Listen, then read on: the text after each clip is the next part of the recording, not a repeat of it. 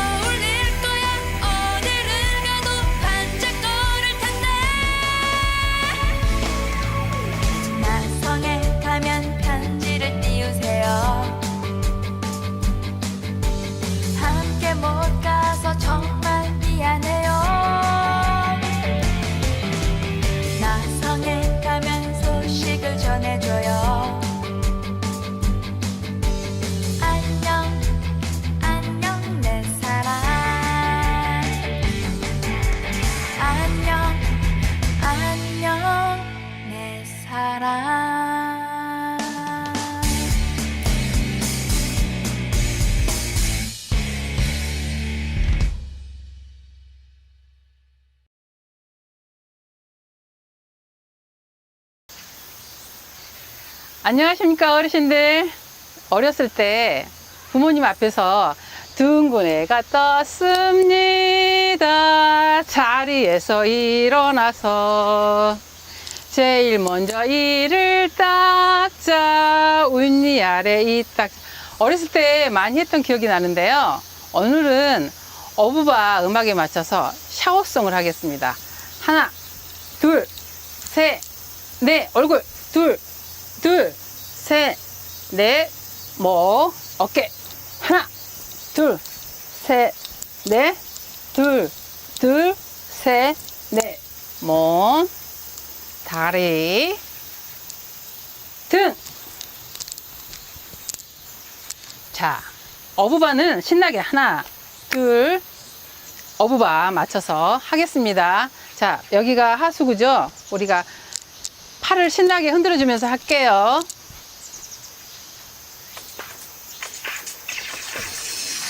시작! 신나게. 하수구 청소되게. 건강 체조죠. 시작! 무릎!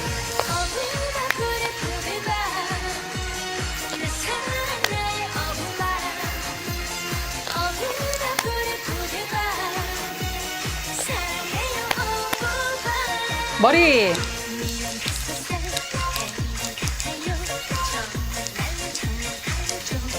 얼굴.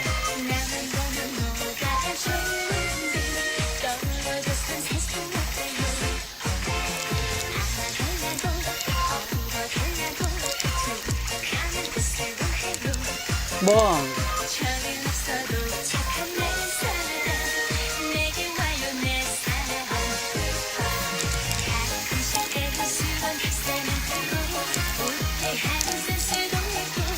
등.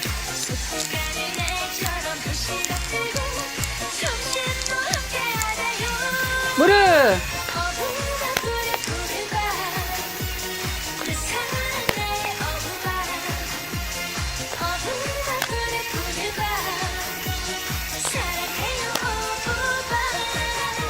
신나게.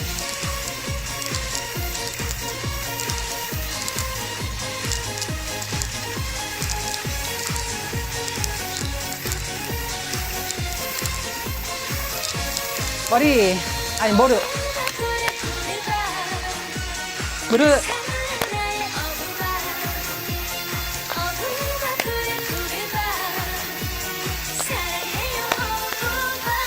머리.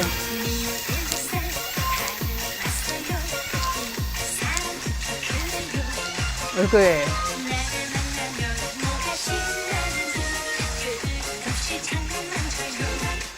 어깨.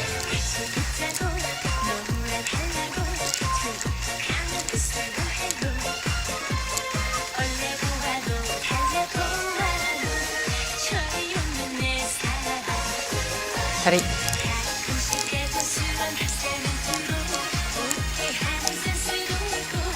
등.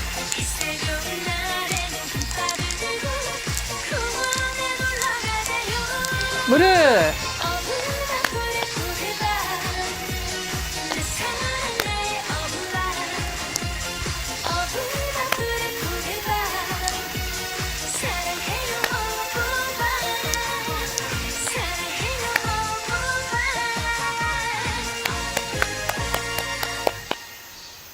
몸은 갇혀 있으면 규제를 받지만 마음은 자유롭습니다. 자, 우리가 입으로 말하는 게 참 중요합니다. 전전 시간에 했던 체조인데 우리가 바닷가에 가서 머리송도 쌓고 고기도 잡고 수영도 하는 그런 율동을 하는데, 자, 생각나신지 모르겠어요. 자, 기차를 타고 갑니다. 기차를 타고 바닷가에 가서 모래성을 쌓고 연어를 잡고 수영. 생각나세요? 자, 모기가 아니라 이번에는 코로나를 잡아서 팍 날려버리는 겁니다. 자, 준비 시작하겠습니다.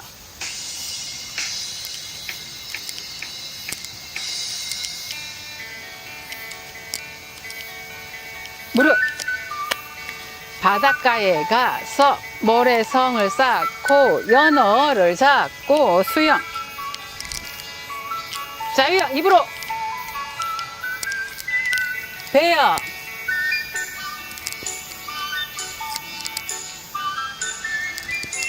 모기가 아니라 코로나를 잡아서 날려버려요.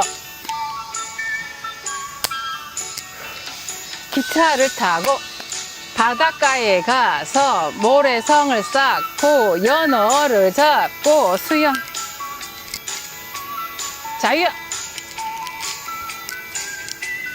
배요.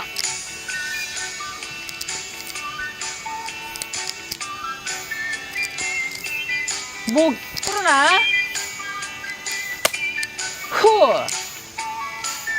날려버려. 둘. 하나. 둘. 셋. 넷. 기차를 타고 바닷가에 가서 모래성을 쌓고 연어를 잡고 수영. 자유형. 배영.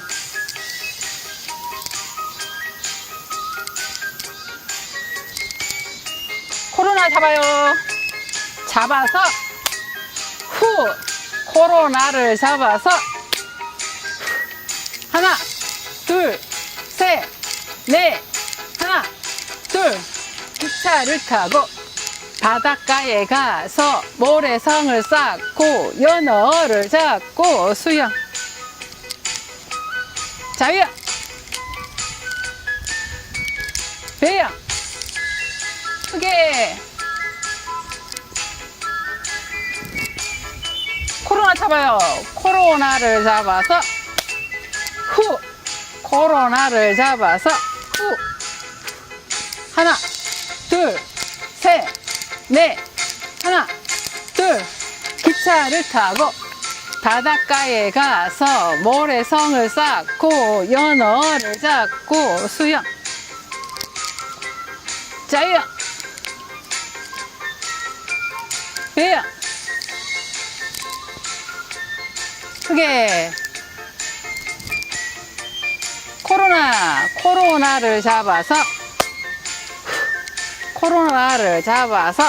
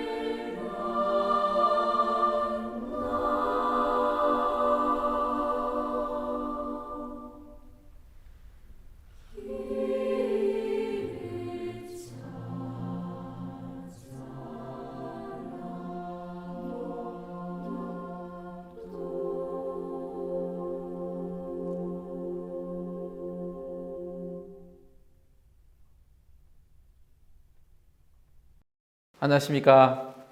예, 나비인성교육 전문 강사 이장식입니다. 여러분과 또 새롭게 만나게 됐습니다. 오래간만에 또 만나서 반갑고요. 오늘은 오름이 불러오는 불행이라는 제목으로 잠시 여러분과 얘기 나누고 싶습니다. 오름, 사람들 다 참 좋아하죠. 내가 옳다는 것이 얼마나 좋다고 생각하고 또 사람들은 다 오름을 향해서 가고 있습니다. 아, 제가 틀렸어. 나는 틀렸어. 아니야. 이렇게 하는 사람들은, 그걸 좋아하는 사람들은 별로 없죠. 아니, 아예 없을 겁니다. 한 10여 년 전에요. 경기도 안성시에 사시는 아주 청렴결백하고 또 정말 누구보다도 깨끗하신 그런 회사원으로서 사시는 분이 있었습니다. 이분은 거의 뭐 집하고 또 회사하고 이렇게 이제 거의 다니시고 또 술 좋아하셨는지 가끔 술 마시고 이제 집으로 항상 퇴근을 하시는데, 이분이 이제 술을 마시고 퇴근을 할 때 이분은 항상 자기가 나는 술을 마시고 이렇게 너무 많이 마시면은 택시 요금이나 이런 것들을 못 줄 수도 있기 때문에 항상 먼저 이분은 택시를 타면은 자기가 지금 탁 타는 그 위치가 있었기 때문에 거기서 자기 집까지 탁 요금이 10,000원 정도 나온다. 이렇게 해서 이분은 항상 먼저 택시가 이렇게 타면은 택시 요금을 지불하고 쉬었다가 이제 택시가 이제 다 자기 집에 도착하면은 이제 내리고 이렇게 깨끗하게 이렇게 사시는 분이었습니다. 근데 어느 날 이분이 이제 그날도 동일하게 술을 많이 마시고 이제 택시비를 주고 택시를 탔습니다. 그런데 이제 이 택시를 타고 이제 자고 있었는데 이 택시 기사가 아유 손님 다 이제 집에 왔는데 내리셔야 됩니다. 그러니까 예 수고하셨습니다 하고 이제 이분이 내리려고 하는데 잠시만요. 손님 저기 택시비를 안 내셨는데 택시비를 내셔야 됩니다. 그러니까 아니 무슨 말 하는 거냐? 내가 내가 택시를 탈 때 먼저 10,000원을 주지 않았냐? 저기 술 취하셔서 잘 모르시는 건데 택시비 안 냈습니다. 아니 무슨 말이냐고, 나는 항상 먼저 택시비를 내고 드리기 때문에 내가 이거 한두 번 이쪽으로 왔는 게 아니고 항상 술 마실 때 내가 항상 이렇게 하기 때문에 조금 전에 항상 택시비를 냈다. 이제 이렇게 해서 서로 이제 시비가 붙었습니다. 근데 이제 시비가 끝나지를 않죠. 특별히 이 술을 마셨기 때문에 이 부분에 대해서 이제 사람들이 택시 기사가 말을 해도 먹혀들어가지가 않는 겁니다. 그래서 결국은 이제 파출소로 가게 됐습니다. 근데 파출소에 갔을 때 이제 막 이분은 자기가 택시비를 냈는데 안 냈다고 하니까 엄청 열받아서 막 따졌습니다. 이 사람 내가 택시비를 안 냈는데 안 낸다 하면서 내가 술 취했다고 막 나를 무시하고 나를 거짓으로 말한다. 나는 항상 이렇게 냈다고 막 요구를 했습니다. 택시 기사는 정말 정신이 말짱하기 때문에 아니 당신 낸 적 없다 하면서 결국은 이 술 취하신 분을 이제 말을 듣지 않고 경찰이 택시비를 내라고 했습니다. 이 사람은 결국 말을 안 듣고 공권력에 의해서 택시비를 10,000원을 내게 되었고, 이것이 너무 분해가지고 막 따지다니까 경찰들이 이 사람을 구류를 시켜버린 겁니다. 이 사람은 막 그 밤새 이 구치소 안에서 이렇게 그 경찰서 구치장 안에서 있으면서 너무 열받은 겁니다. 내가 이렇게 분명히 택시비를 냈는데 나를 택시비를 안 냈다고 하고, 이런 막 나쁜 택시 기사. 그보다 더 또 분한 것은 내 말을 전혀 들어주지 않고 택시 기사 말만 듣는 이 경찰이 너무 분했습니다. 그래서 이 신사분은 이제 아침에 이제 풀려나고 난 다음에 이분이 이제 집에 가서 이제 다시 일을 생활을 한 게 아니고 이제 가서 이제 약국에 가서 이제 신라를 샀습니다. 신라를 사가지고 그 경찰서 파출소 앞에 갔습니다. 그리고는 외쳤어요. 파출소장 나오라 해. 내가 파출소 택시비 냈는데 왜 내 택시비 안 냈다고 하는 거야? 빨리 나와서 사과해. 사과하란 말이야. 하면서 이제 이분이 외쳤는데 이 파출소의 직원들은 콧방귀도 안 꼈죠. 저 미친놈이 어저께도 저렇게 하더니만 지금 와서 또 저러는구나. 이렇게 사람들이 생각을 하고 이제 다시 무시한 겁니다. 그러니까 이분은 더 이제 화가 났습니다. 자, 파출소장 빨리 안 나와. 안 나오면 이 신나로 내 몸에 뿌릴 거야. 그러니까 사람들 진짜 이 사람 뿌렸는데 뭐 그러거니 했어요. 그리고 또 했는데도 안 나왔습니다. 결국은 이 사람은 그 신나를 온몸에 뿌린 데다가 라이터를 켜버렸습니다. 막 불은 삽시간에 이 사람 몸을 감싸고 그때서야 막 정신없이 막 경찰들이 와가지고 소화기를 가져오고 막 불을 끄고 막 했습니다. 근데 이 신나가 너무 잘 타가지고 이분이 정말 그 화상이 너무 심각하게 온몸에 화상을 입은 겁니다. 그래서 이제 이분은 빨리 경찰 이제 병원에 이제 실려 갔는데 병원에서도 이분을 너무 심각하고 온몸에 피부가 다 이렇게 돼가지고 이제 그리고 한여름이었습니다. 그래서 이 막 썩은 냄새가 나고 살이 이분을 정말 받을 수가 없었답니다. 어떻게 할 수도 없고 그리고 우리가 이 몸에는 이 숨구멍이 있어가지고 우리 피부가 몸으로 이제 숨으로 이제 코로만 쉬어야 되는 게 아니고 피부로도 쉬어야 되는데 이 피부가 전부 손상이 돼가지고 몸에서 이제 숨을 쉴 수가 없어가지고 이 사람은 막 살이 썩어가고 죽어가고 있었습니다. 병원에서도 더 이상 손쓸 수가 없어서 이제 집으로 보냈어요. 결국은 이 사람은 이제 막 이 사실을 알게 된 많은 매스컴에서 또 이쪽에 있는 많은 주위에 있는 사람들이 와서 이제 취재를 하고 이 사람이 만 원을 냈는데 이 경찰들이 제대로 알아보지도 않고 안 났다 하고 막 데모를 하고 그리고 이 사람이 막 그 죽어가는데 집에는 아내와 딸이 이렇게 있었습니다. 근데 막 그 아내는 슬퍼하고 아이는 슬퍼하고 냄새는 막 나는데 이분이 거기에서도 나는 만 원 냈단 말이야 하면서 막 그렇게 외쳤답니다. 그래서 많은 사람들은 그 와서 맞아, 네 말이 맞아, 네가 만 원 냈는데 경찰들이 이렇게 정말 잘못한 거야. 저 택시기사 저 나쁜 놈이야 하고 막 외쳤고 이 사람은 정말 계속해서 씩씩거리면서 자기가 냈는 거를 때문에 막 씩씩거리고 있었답니다. 그때 저희가 어떤 아시는 그 주위의 목사님이라고 분이 한 분 가셔서 이분에게 그 자초지정을 얘기하고 들어보니까 이분이 너무 이게 잘못된 거예요.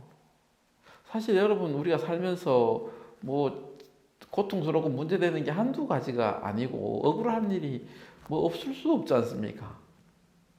그런데 여러분 억울하다고 해서 분신 자살하는 사람 있습니까? 이분은 너무 옳았기 때문에 자기가 정말 이렇게 옳았다. 그래서 정말 분신 자살까지 한 거죠. 근데 문제는 이 목사님이 어느 날 가서 야, 너 당신 정말 나쁜 사람이다. 너 정말 나쁜 사람이라고 하니까 이분이 막 처음에는 하면서 못 듣고 막 그랬는데 어느 날 이분이 막 생각해 보니까 이 목사님이 그렇게 얘기했대요. 당신은 그 만 원 냈는 거 하나 때문에 당신 스스로도 죽고 당신이 죽음으로 인해서 이 아이는 정말 아버지가 없고 잃어버리고 아내는 남편을 잃어버려서 가부가 되고 부모님은 자식을 잃는 그런 슬픔을 당했다. 넌 이런 거 생각해 본 적 있냐? 정말 당신은 나쁜 사람이다. 그 만 원 한번 내면 어떠냐? 근데 그거 하나 지키려고 당신은 이런 짓을 했다는 것은 정말 나쁘고 가장 악하고 정말 잘못된 것이다 라는 얘기를 했을 때 어느 날 이분이 그 사실을 발견하고 정말 돌이키고 내가 정말 나쁜 사람이고 내가 바보 같은 짓을 했구나. 예, 이분은 결국 며칠 후에 죽게 되었답니다. 여러분 이 오름이라는 데는 양면성이 있습니다. 많은 사람들은 이 오름을 좋아합니다. 그래서 나는 옳은 사람이 되고 싶어 합니다. 나쁜 사람 말고요. 우리가 텔레비에서 보면 정말 이 주인공 되고 싶어 하고, 옳아서 이 사회에서 큰 일을 하고 싶어 하지만, 많은 사람들이 이 오름 가운데 있지만, 이 오름이 얼마나 우리에게 불행을 주는지에 대해서는 생각을 하지 못하고 있죠. 자, 우리가 집에서 막 부부 싸움을 합니다. 그럴 때 사람들이 왜 싸우냐면은 내가 틀렸어. 아이고 내가 잘못돼서 하고 싸우는 사람은 없습니다. 다 보면은 자기 봤을 때 나는 옳고 나는 잘했는데 왜 아내가 보기에는 틀리고 남이 보기엔 틀려서 사람들은 싸우고 있습니다. 그러면 저만 옳으냐? 아니요. 상대방도 옳아서 서로 옳음으로 싸우다 보니까 싸우고 결국은 이것이 맞지 않아서 이혼도 하게 되어집니다. 그거 잠깐 내려놓으면 되는데 사람들이 막 요즘 층간소음 이런 걸로 인해서 막 결국은 살인 사건이 나고 합니다. 예, 옳죠. 내가 저 위에 있는 사람들이 시끄럽게 하고 잘못해서 내가 정말 이 피해를 받았어. 저거 정말 잘못됐고 저 나쁜 거야라고 생각하지만 그것 때문에 결국은 참지 못해서 살인을 하고 그 살인으로 그 반대편 가족이 불행해질 뿐 아니라 저도 우리 가족도 예를 들어 가지고 정말 감옥에 가므로 그 집에 다 두 가정이 풍지박산이 나는 사건이 그런 일이 벌어지고 있는 거죠. 그러면 무엇이 진정한 옳음인가? 우리는 한번 생각해 봐야 합니다. 무조건 내가 옳고 그 옳음을 주장하고 옳음을 인정받아야 되는 것이 아니라는 거죠. 결국은 그 옳음 하나 인정받기 위해서 더 많은 엄청난 대가를 치러야 한다면 그것이 과연 옳을까요? 절대 그렇지 않습니다. 여러분, 우리가 그 사람, 아까 전에 있는 안산에 있는 사람만큼 그 정도는 하지 않지만 우리도 살면서 많은 그 나의 옳음을 인정받고 그것을 세우기 위해서 다른 많은 불행한 일을 하고 싸우고 또 어떤 고통들을 주는 것들을 봅니다. 여러분, 솔로몬의 혹시 명제판 아십니까? 솔로몬의 명제판에 보면은 어느 날 여자가 있었습니다. 이 여자들은 어떤 기생과 같은 여자들인데 이 여자들이 어느 날 임신을 하게 됐습니다. 그래서 그 거의 같은 시기에 같은 날 이렇게 아이를 낳는데 이들은 같은 집에 살게 됐죠. 그래서 아이들도 다 남자 아이 다 잘 생겼고 비슷비슷하게 생겼기 때문에 이제 같은 그런 아이였는데 어느 날 문제는 자다가 한 여자가 이 아이를 너무 잘못 자가지고 아이를 뭉개서 아이가 숨이 막혀 죽은 겁니다. 근데 그걸 알고 이 여자가 일어나 보니까 자기 아이가 죽었걸랑요. 야, 이 아이가 죽었는 걸 이제 어떡합니까? 살릴 수는 없으니까. 가만히 보니까 이걸 자기의 죽였다는 것을 숨기고 또 자기 아이를 잡기 위해 하나 갖기 위해서 이 여자는 하나의 꾀를 냈습니다. 왜냐하면 옆에 자고 있는 여자의 아이를 자기에게 두고 그 죽은 아이를 그 여자의 품에다가 안겼습니다. 어느 날 이제 그 자던 여자가 일어나 보니까 자서 이제 일어나서 시간이 돼서 젖을 먹이려고 보니까 아이고 이 아이가 죽어 있는 거예요. 그래 깜깜하고 해서 그때는 몰랐고 그랬는데 아침에 이제 일어나서 자세히 보니까 이 아이가 죽어 있더란 말입니다. 아니 어떻게 죽었는가? 그래서 이 여자가 자세히 살펴보니까 아니 이 아이가 자기 아이가 아니고 옆 여자의 아이인 것을 발견했죠. 그래서 이 여자 너 아이 아니잖아 내 아이 내놔 하고 이제 싸웠는데 아니야 이 아이가 내 아이야 하고 서로 싸워서 결론을 날 수가 없었습니다. 그래서 그 여자들이 이제 드디어 솔로몬 앞에 섰습니다. 솔로몬에게 자초지정을 얘기했을 때 솔로몬 왕이 이렇게 말했습니다. 저 군사에게 자 너는 그 칼을 가지고 이 아이를 앞에 가서 이 아이 반을 짜게라. 반을 나누어서 한 명에게 반은 이 여자에게 주고 반은 저 여자에게 주어라 라고 판결을 내린 겁니다. 그러니까 이제 이 군사가 이 시퍼런 검을 가지고 이 아이에게 갔습니다. 그리고는 이 아이를 이제 반으로 짜게 하려고 막 준비를 했을 때 한 여자는 아이고 잘 됐다. 뭐 이제 내 것도 아니고 네 것도 안 되고 다 됐으니까 나도 괜찮다라고 하고 참된 그 진정한 어머니는 이 아이를 볼 수가 없었습니다. 결국은 자기의 아이라는 것을 나누면은 왕이 말한 것처럼 반을 짜게 해서 아이의 죽은 아이를 받을 수밖에 없기 때문에 이 여자는 이 아이를 살려야 되었습니다. 자기 아이가 잘 되는 것보다 더 중요한 게 있는데 그것은 이 아이를 살리는 것이었죠. 그래서 이 여자는 과감한 선택을 했습니다. 아, 잠깐만요. 저는 이 아이는 사실 제가 보니까 제 아이가 아니었습니다. 이 아이는 제 아이가 아니고 제 아이가 맞습니다. 이 아이를 죽이지 마십시오. 자, 얘에게 주세요. 저는 제가 잘못했습니다. 제가 나쁜 여자입니다. 라고 외쳤습니다. 솔로몬 왕은 그 사실을 보고 진짜 엄마가 누군지, 가짜가 누군지 딱 드러나게 되어져서 이 여자는 아이를 찾을 수가 있었던 겁니다.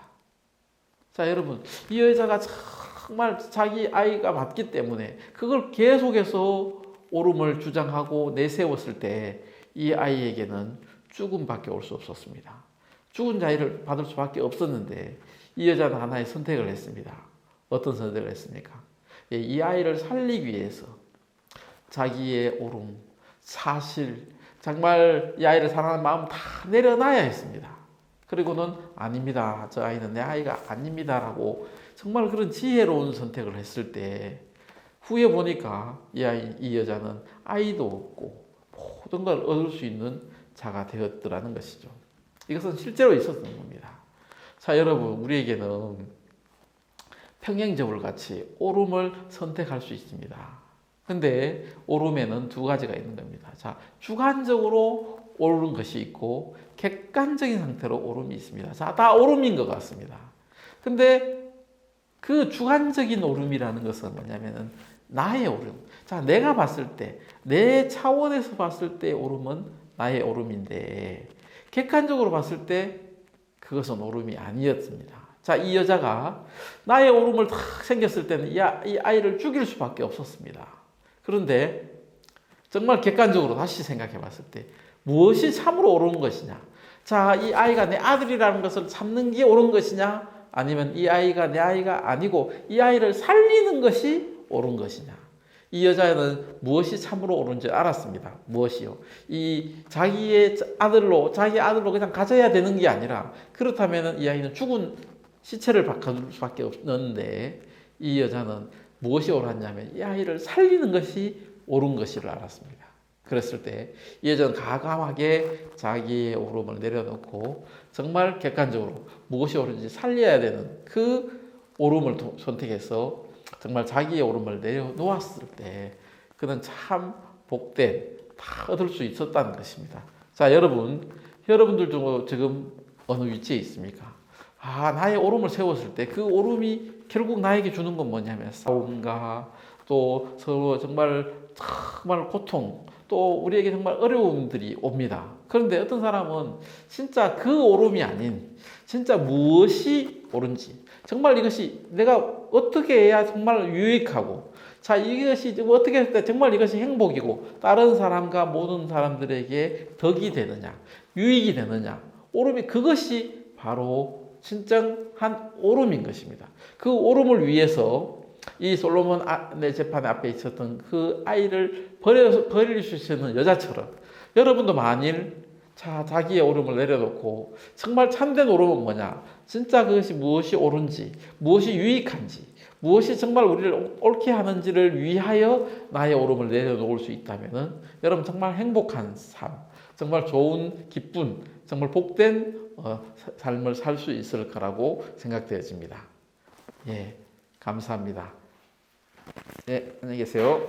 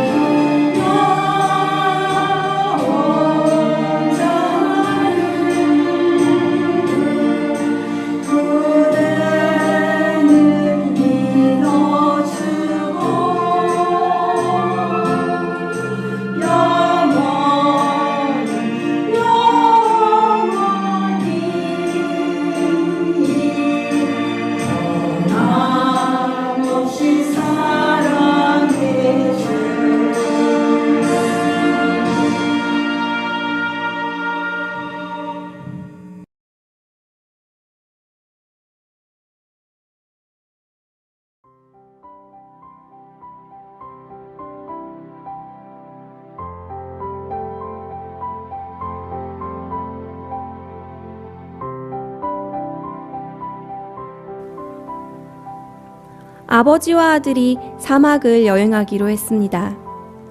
내일 떠날 준비로 커다란 배낭에 짐을 싸고 있는 아들은 여행을 결정한 일주일 전부터 계속 기분이 좋습니다.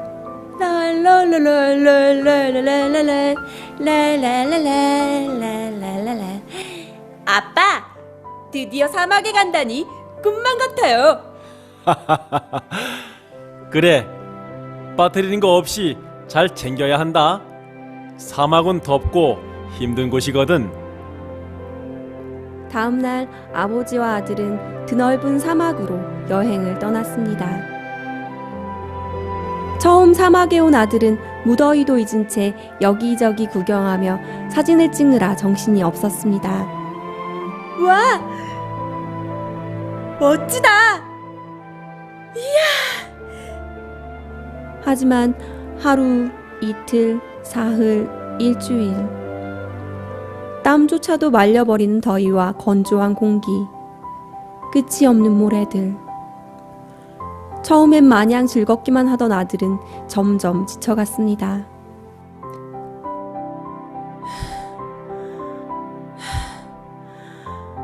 아빠, 오아시스는 언제 나와요?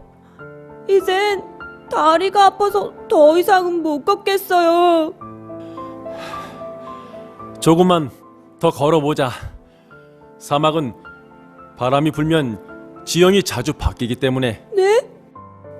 지형이 바뀐다고요? 아빠, 그럼 길을 잃어버린 거 아니에요? 아니야. 너 오늘 아침에 해 뜨는 거 봤지? 우린 정확하게 동쪽으로 걸어가고 있어. 아빠는 이 길을 자주 여행했었어. 그때마다 동쪽으로 걸어간 거야. 거의 다 왔어. 이제 조금만 가면 돼.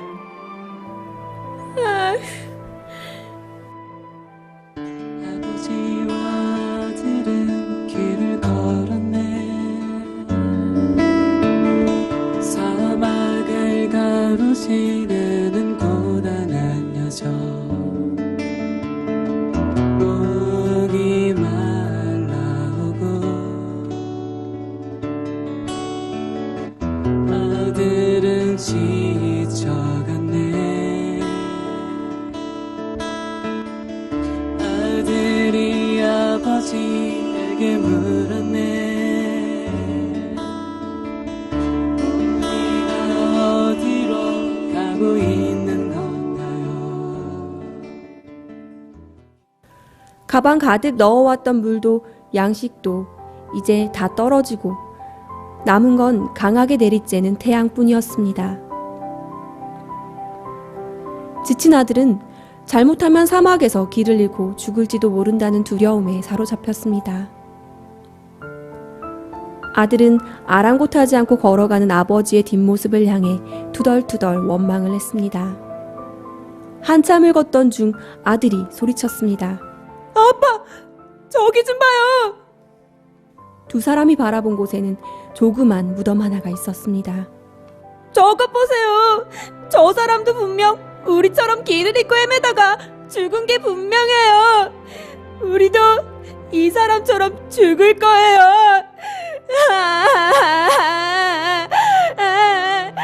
우리가 죽으면 엄마랑 동생은 어떻게 해요?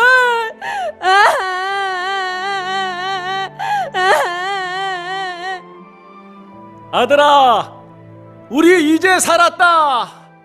네? 그게 무슨 말이에요? 잘 생각해보렴. 그래, 무덤이 있는 건 사실이야. 그리고 네 말대로 이 무덤 속에 사람이 길을 잃고 목이 말라 죽었다고 하자. 하지만 자기가 스스로 무덤을 파고 들어가서 죽었겠니? 누군가가 묻어준 사람이 있었다는 거야. 그건 이곳이 마을과 가깝다는 거야. 아빠 말을 믿어. 우린 마을 가까이 왔어. 우린 이제 살았어. 아들의 입가에 희망의 미소가 피어났습니다. 아, 아빠, 그렇군요. 맞아요. 아빠 말이 맞아요. 우린 이제 살았어요. 빨리 가요, 아빠. 빨리요. 그리고 얼마 가지 않아 정말 나무 그늘이 보이고 마을이 나타났습니다. 똑같은 무덤 앞에서 아버지와 아들의 생각은 전혀 달랐습니다. 소망이 없던 아들의 마음에 늦게나마 아버지의 지혜가 전달되자 그는 다시 걸을 수 있었습니다. 자기의 경험 안에서 사고하는 틀을 벗어나 다른 사람 속에 있는 기쁨과 지혜를 받아들인다면 여러분도 새 소망을 가질 것입니다.